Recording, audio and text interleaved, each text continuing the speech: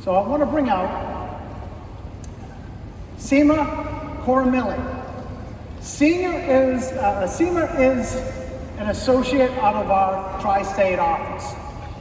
And she's doing really amazing things. She went to school here, Northeastern, and when I met her, I'm like, more people need to meet Seema. So Seema, come on out.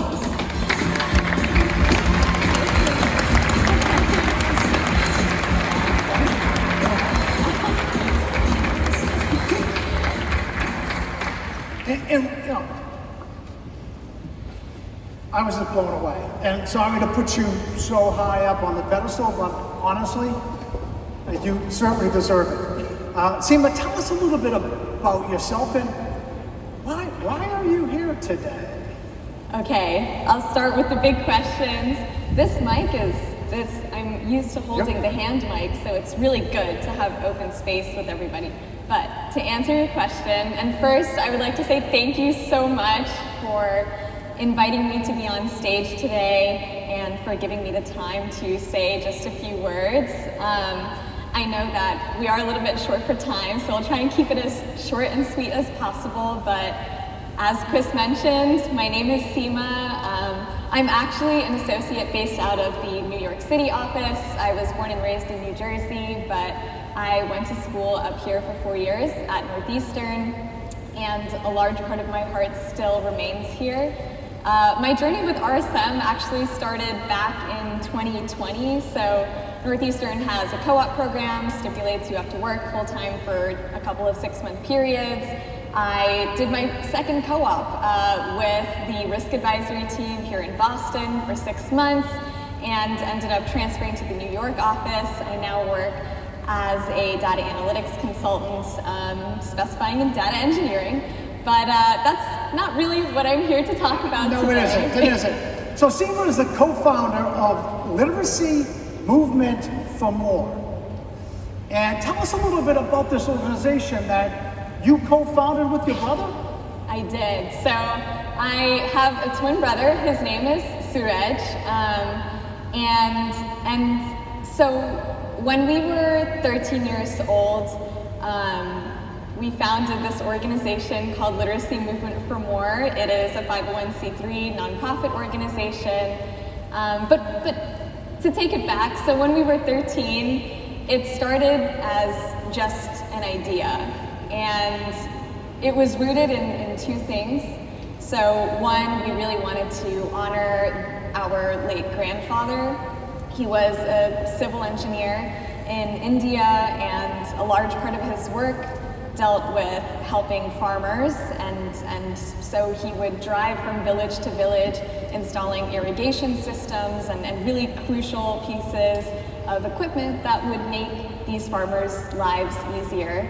So the nature of his work meant that he was in service, and my brother and I wanted to find work ourselves that would embody the values that he had given us all his life. So there was that, and then after his passing, we visited our ancestral homes in India for the first time, and we wanted to build a bridge between the Indian and the American parts of our identity. So the best way that we knew how to do all of these things was to focus on a value that is really critical to many immigrant families that come to this country trying to build a better future for their children, and that is getting a good education. And to me, at 13 years old, education meant going to the public library and reading as many Harry Potter and Percy Jackson and young adult novels as possible, getting the free tutoring, and playing chess at the library. So we wanted to get involved in the business of libraries. So as we matured and the organization morphed into something more concrete, the mission now has centered around educationally empowering underserved and underinvested communities through the promotion of literacy and, the support of libraries. So since 2013, we have established 9 libraries in 6 countries spanning 4 continents. And along the way, we have donated thousands of materials, so tangibles, including books and school supplies and technical assets, to communities that really need them. So that's a little bit about what we do and what our story is. And what's amazing is she went to Northeastern, and just this past weekend, the 24th, didn't you have a big celebration here in Boston? Talk about this a little bit. Thank you for asking, Chris. So I know that I've told everybody about the tangible side of the work that we've done, but a lot of what underpins the work that we do at Literacy Movement for More deals with instilling a sense of cultural and communal pride within particularly the young communities that we work with. So you know, our goal is not really to you know, have a kid pick up a book and that's the end of it.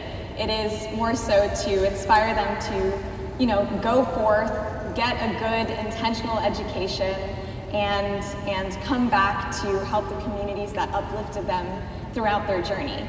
So in line with kind of that cultural awareness work that we do naturally, back in March of this year, when the war in Ukraine had just started, I sat down for, you know, at a normal dinner table conversation with one of my mentors, and we were discussing not just, you know, obviously the protests that were erupting just that day on the street about the newly started war, but you know, kind of the news that we've been bombarded with for the last couple of years, and also the rising depression levels that we were seeing in kids aged, you know, K through 12, who were not just close to us, but were around us just by nature of being at school. And I remember sitting there with my mentor trying to think of what does a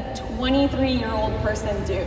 I think that a lot of times people have felt helpless or stuck during these times, and I knew that I had this platform that I had established over almost a decade with the nonprofit work I had been doing. And when we kind of came up with the idea to have an event that would reignite a sense of hope and curiosity within young people, I just said yes. No matter the financial burden, no matter kind of the risks of a short timeline, we came up with the event that Chris just mentioned, which was dubbed the Movement for More, a concert to build bridges. And our goal was to kind of take this medley of elements that kids really like, right? So art and music and things that get you excited, and then inject that with, you know, stories and messages that matter.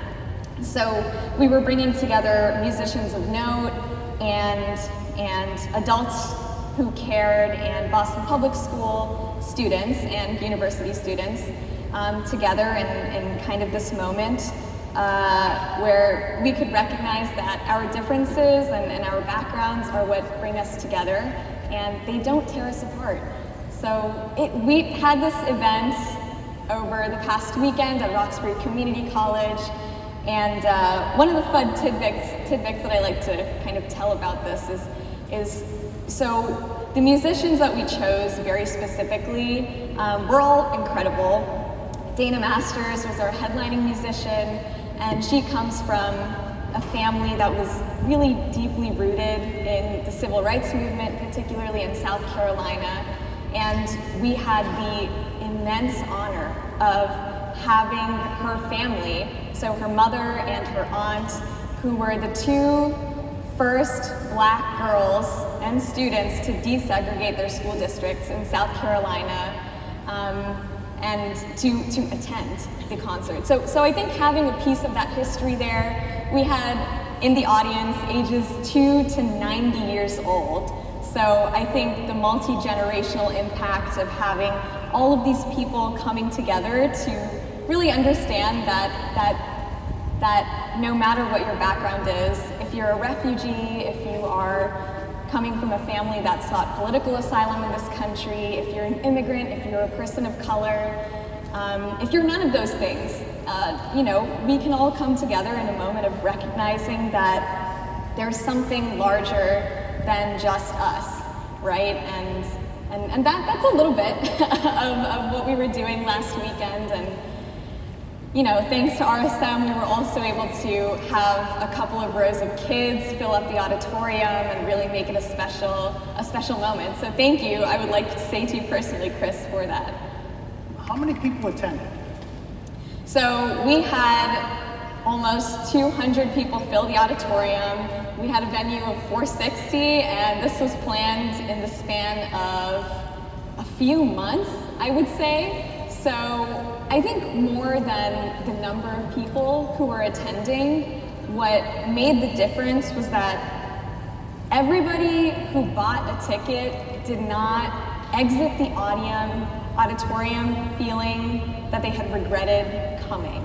So it was really something, and you know, as we kind of look forward to hosting these annually, I think, or you know, whenever the inspiration strikes, I guess, but I think that the movement just gets bigger and bigger every time you do it. And so why is Seema up here today? I mentioned when I was younger, I wish I met someone like Seema. And I was really too busy working. I had my head down, I was just doing everything I could possibly do. And I wish I had someone like Seema and her passion it's infectious. How she talks about it, how she cares, what she's doing, it's really unbelievable. I didn't really understand my passion and the things that I care deeply about until I had my two girls.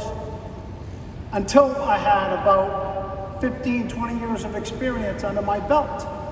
And Roxbury Community College, I spent 4,000 hours.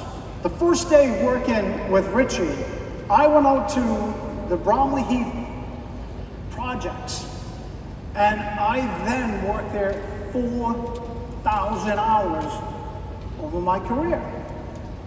I see what's going on in the inner city, and I'm like, we gotta do something about it. I learned from my daughters about, you know, the challenges that one can have. Cognitive matters, some mental health issues. And then when I met with the three entrepreneurs, and this dates a little bit back, I'm like, what we don't do in society is lean into people that have disabilities, people that have Down syndrome. And I'm telling you, it's unbelievable when you find your passion and what you care mostly about. And in my case, it's all around cognitive disabilities and challenges. Down syndrome will roll up underneath that. And it's the inner city kids. But for the work that we do with our Birdies for Love activities, our focus in Charlestown, the largest housing project, as I mentioned, in New England, inner city kids. If we don't do something together, many of them are going to fall through the cracks of society. And I feel compelled, it's my job to do something about it. Right? And we've been blessed. I've been blessed to have so many people like you come along on a journey, but it was the passion that drove me. Right? I think it was the passion that others saw. And they see the impact that we're having.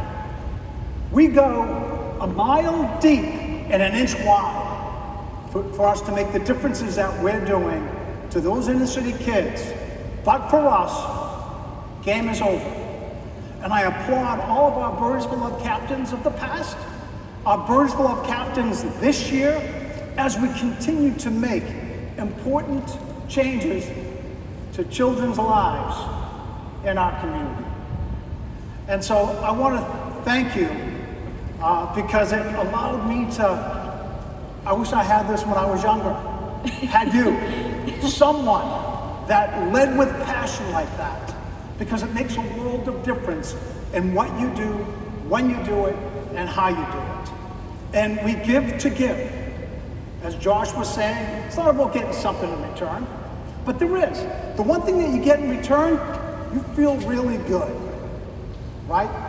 That's what I get out of it. I feel really, really good that we are impacting people's lives. And that's exactly what you're doing. So let's give it up for Seema and all the great work that she's doing.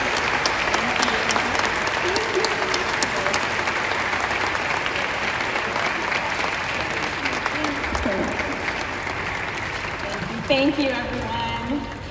That's a 23-year-old out of our New York office reaches out, and then, holy cow, really, really amazing. It just totally moved me. I think we're on to the awards ceremony.